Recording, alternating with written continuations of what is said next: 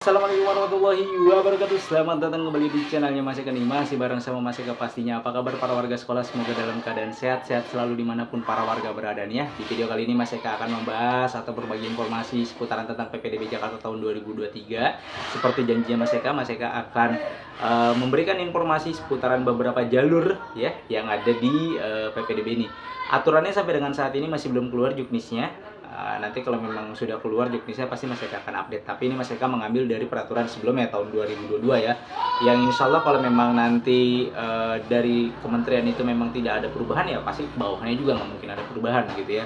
Artinya aturannya masih tetap sama dengan tahun sebelumnya. Kalau memang di kementeriannya itu tidak ada perubahan peraturan untuk PPDB-nya. Tapi kalau memang ada perubahan ya pasti nanti ke bawah juga ada perubahan. Kalau tidak ya nggak akan ada perubahan, paling ada pun perubahan ya hanya sedikit saja gitu kan, mungkin dari syarat dan segala macam, tapi jalurnya kemungkinan besar masih tetap sama ya untuk jalur PPDB ini. Tapi sebelum itu, untuk para warga sekolah yang mungkin baru menemukan channelnya Mas Eka nih, silahkan subscribe dulu channel ini untuk mendukung channelnya Mas Eka agar bisa berkembang lagi dan bisa memberikan informasi-informasi terupdate kepada para warga sekolah. Dan para warga sekolah juga bisa join di telegramnya Mas Eka di sini. Karena di Telegram biasanya Mas Eka akan melampirkan nih untuk undangan KJP, KJMU, terus BPMS tuh ya. Kemudian juga nanti informasi-informasi seputaran PPDB Mas Eka akan share di situ juga. Dan langsung aja kita bahas ya. Ada berapa jalur sih Mas Eka untuk PPDB ini? Tapi sebelum Mas Eka masuk ke jalur ya, Mas Eka akan menjelaskan terlebih dahulu. Jadi di PPDB DKI Jakarta ini ada semua ya, semua jenjang itu tercover semua ya, baik itu jenjang SD, SMP, SMA, dan SMK. Nah, tiap-tiap jenjang ini memiliki jalurnya masing-masing ya. Ibaratnya ini kereta lah gerbongnya. Gerbong SD, gerbong SMP, gerbong SMA, dan gerbong SMK. Nah, gerbong-gerbong ini kan tinggal penumpangnya mau masuk ya. Penumpangnya ini mau masuk ke misalkan ke SD, SMP, SMA, dan SMK gitu ya. Nah, dari gerbong-gerbong ini jangan sampai nanti salah jalur, karena di gerbong-gerbong ini atau di stasiun-stasiun ini dia punya jalurnya masing-masing. Gitu bahasa simpelnya. Jalurnya apa aja? Kita bahas dari yang SD dulu ya. Di SD itu ada namanya jalur afirmasi. Nah, jalur afirmasi ini untuk seperti anak-anak panti, kemudian anak nakes yang orang tuanya meninggal dunia, kemudian yang memiliki yang masuk ke dalam DTKS, KPJ, Ciklingko ya. Nah, itu afirmasi. Kemudian juga ada KJP, itu afirmasi. Kemudian yang kedua ada zonasi. Nah, zonasi ini dilihat dari wilayah ya. Dari wilayah dilihat dulu nih zonanya zona berapa, zona 1, 2, atau 3, baru nanti diseleksi berdasarkan bisa jadi umur seperti itu ya. Nah, ini Mas Eka belajar dari pengalaman yang sebelumnya gitu kan, dari tahun kemarin, kemungkinan sih dari umur. Jadi makanya apakah umur yang muda akan bisa masuk atau yang tua bisa masuk ya tergantung. Kalau misalkan dia zonanya zona 1 nih, berarti kalau main zona dulu yang didahulukan nih. Zonanya zona 1, 2, atau 3. Kalau dia berada di zona 1, walaupun umurnya muda nih, dia akan bisa mengalahkan zona 2 yang umurnya mungkin lebih besar. Tapi di zona 1 ini juga nanti akan diseleksi dulu. Kalau misalkan di zona 1 nih, di zona 1 ada yang daftar 10 orang gitu ya. Daftar 10 orang. 10 orang ini umurnya sama, atau 5 orang umurnya 8 tahun. Kemudian 5 lagi umurnya 7 tahun. Maka 10 ini bisa masuk. Nah, yang di zona 2 nih ada yang umurnya 10 tahun misalkan gitu ya. Maka yang 10 tahun itu akan berada di bawah yang umur 8 tahun atau 7 tahun gitu ya. Jadi zona 1 dari zona nanti akan diurutkan dulu berdasarkan umurnya. Nah, setelah umurnya diurutkan dan zonanya menang, dia kan zona lawan zona menang. Jadi di dalam zona itu nanti akan diturunkan lagi menjadi umur gitu kan. Main dulu nih di zona 1 lawannya zona 1, zona 2 lawannya zona 2, zona 3 lawannya zona 3. Nah, kalau misalkan udah ketemu rankingan di zona 1, 2, dan 3, baru nanti masuk ke rankingan yang besarnya, baru itu nanti muncul di seleksinya. Jadi zonanya nanti dilihat. Kalau yang SD itu kemarin itu kalau tidak salah kelurahan deh kalau tidak salah ya.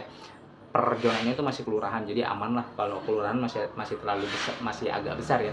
Kalau yang SMP dan SMA dan SMP itu kalau tidak salah mainnya RT, RW, atau kelurahan ya, Mas Eka agak lupa ya.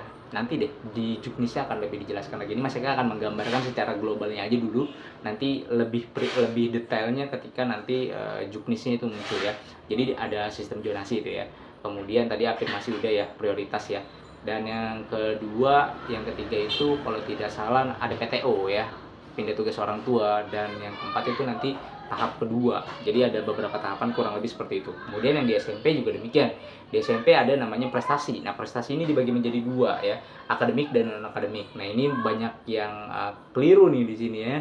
Padahal kesempatannya sama-sama ada, tapi karena takut, karena beranggapan ini di non akademik saya kan nggak punya prestasi apa-apa Mas Eka. Ya padahal itu adalah peluang gitu ya. Karena di tahun kemarin, di tahun 2022, saat Mas Eka live streaming juga untuk posko PPDB online-nya, itu ada yang nanya apakah saya bisa mendaftarkan di non akademik walaupun saya tidak memiliki sertifikatnya. Bisa, nggak apa-apa, ambil aja, tapi dilihat dulu nih, diseleksi dulu atau di riset dulu sekolahnya ada yang ngisi atau enggak. Ternyata sekolahnya nggak ada yang ngisi loh di prestasi non akademiknya. Dia padahal tidak punya sertifikat tapi dia isi di situ, karena kan tetap tuh ada penilaiannya, ada bobot nilainya di situ, walaupun nilai isi dan nilainya hanya 10% gitu, tapi dia masuk, diterima di situ, dan saingannya nggak ada gitu kan. Dia lenggang kangkung sendiri karena mungkin orang sudah berpikiran bahwa saya nggak punya prestasi non akademik atau saya tidak punya sertifikat, saya nggak bakalan bisa masuk di non akademik. Ternyata di non akademik banyak yang kosong tuh.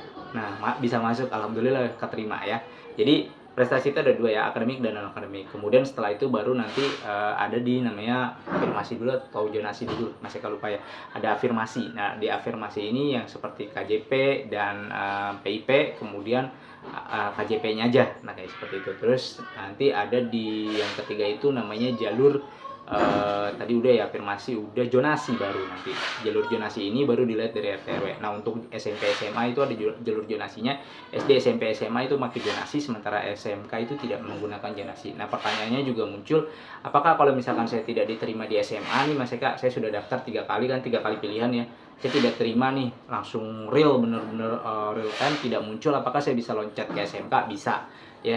Apakah membuat akun lagi? Tidak perlu. Kalau tahun kemarin bisa langsung milih SMK selama ya pilihan ini belum keterima ya. Yang pilihan pertama itu atau 1, 2, 3 itu belum keterima, dia pengen loncat ke SMK nih karena mungkin di SMK peluangnya agak lebih besar. Maka bisa gitu kan, selama belum keterima. Begitu juga sebaliknya. Jadi nggak perlu buat akun, 2 akun gitu ya. SMA dan SMK enggak, 1 akun aja. Kalau tahun kemarin masih bisa pingpongan ya. Misalkan dia tidak terima di SMA, maka bisa lanjut ke pemilihan SMK atau sebaliknya, terus begitu aja sampai bener-bener dapat. Makanya dari sekarang kalau bisa nih para warga udah mulai ngelis ya, sarannya Mas Eka di list ya. Jadi di list nama-nama sekolahnya ya, di riset dulu tuh ya. Kan ada tuh arsip tahun 2022-nya ya, di wppdb.jakarta.go.id, dicek aja ya, dilihat di situ kira-kira sekolah mana aja yang masuk wilayah terdekat dari teman-teman. Usahakan memang diambil terdekat terlebih dahulu. Karena apa? Kalau teman-teman memang mau mengandalkan nilai, maka nanti teman-teman akan bertarung di jalur prestasi akademik maupun prestasi non akademik. Itu benar-benar pure menggunakan nilai, bobot nilai terlebih dahulu lah yang akan didahulukan gitu kan. Jadi seleksinya dilihat dari nilai. Kalau memang merasa pintar, memang merasa nilainya bagus, ya tandingnya di situ gitu kan, ikuti jalur di situ. Nah, kalau memang aduh nilai saya rendah nih tapi umur saya lumayan loh, bisa nih, cukup nih, umur saya di atas rata-rata lah gitu kan. Nah, main aja, main di zonasi bisa ya, tapi dilihat dulu zonasinya ya. Atau saya nggak, nilainya nggak terlalu besar tapi saya punya KIP dan PIP nih, ya udah masuk di afirmasi. Makanya pastikan lihat dulu jalurnya masing-masing, di kotaknya masing-masing. Jangan sampai salah kotak nih, udah nilainya kecil gitu kan, terus nggak punya KIP, ada di zona 3 ya. Terus dia coba-coba masuk, mungkin udah saya masuk aja tos-tosan masuk ke jalur prestasi ya, udah pasti tuh nilainya kalah dan segala macam ya. Terus ini ada lagi gitu kan, aduh nilai saya besar tapi saya masuk di zona 1 nih gitu kan, masuk di zona 1, umur saya umur standar, padahal nilainya besar tapi dia saya mau masuk di zona, salah masuk tuh yang ngambil di zona, ternyata zona 1 dia kalah dengan umur. Terus marah-marah, wah nilai saya nggak bisa kepakai dan segala macam. Memang kalau untuk di zona itu nilai tidak akan dipakai ya. Zona afirmasi itu tidak menggunakan nilai. Kalau mau menggunakan nilai atau mau bertanding di nilai, maka mainnya di prestasi, di jalur prestasi akademik maupun non akademik. Jadi yang di zona memang dilihat dari zonanya, kemudian baru umurnya. Sementara kalau di afirmasi dilihat dari afirmasi KJP, dia memiliki KJP dan PIPK atau KJP aja. Nah, biasanya yang memiliki KJP itu akan kalah ya dengan yang KJP dan PIP walaupun umurnya lebih muda. Jadi dilihat dulu tuh tergantung jalurnya. Kalau zonasi maka zonanya dulu yang dilihat, baru nanti diurutkan umur gitu ya. Kalau nilai, maka nilainya dulu yang dilihat, baru diurutkan umur. Kalau nilainya sama, maka ditandingkan dengan umur gitu ya. Terus kalau yang afirmasi KJP dan PIP, dilihat dulu nih, kalau yang punya KJP dan PIP maka didahulukan. Kalau yang punya KIP doang atau KJP-nya saja, dia di nomor 2 kan, gitu kan. Jadi sesuai dengan jalurnya masing-masing. Begitu juga dengan prioritas ya, prioritas itu ada PTO, kemudian afirmasi ya kalau nggak salah itu deh. PTO pindah tugas orang tua ya, kemudian juga ada anak panti ya, seperti itu. Kemudian DTKS dan lain-lainnya itu juga masih tercover, masih sama. Itu tadi jalur-jalurnya masih karangkum sedikit nih ya, mungkin agak ngegelibet ya, belibet gitu ya. Jadi jalur-jalurnya itu ada zonasi, kemudian prestasi akademik dan non akademik, kemudian ada afirmasi ya, afirmasi ada prioritasnya ya, kemudian mungkin nanti ada tahap keduanya juga. Jadi kurang lebih jalurnya seperti itu.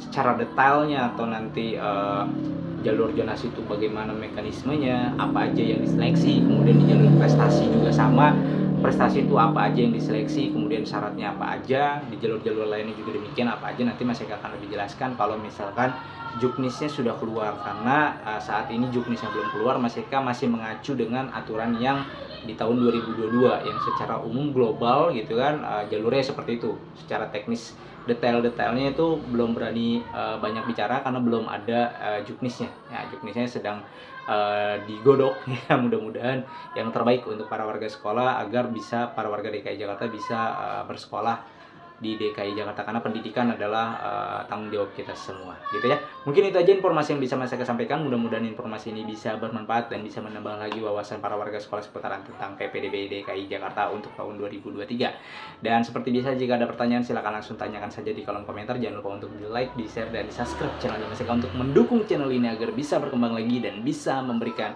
informasi terupdate kepada para warga sekolah pastinya. Dan Maseka undur diri. Wassalamualaikum warahmatullahi wabarakatuh.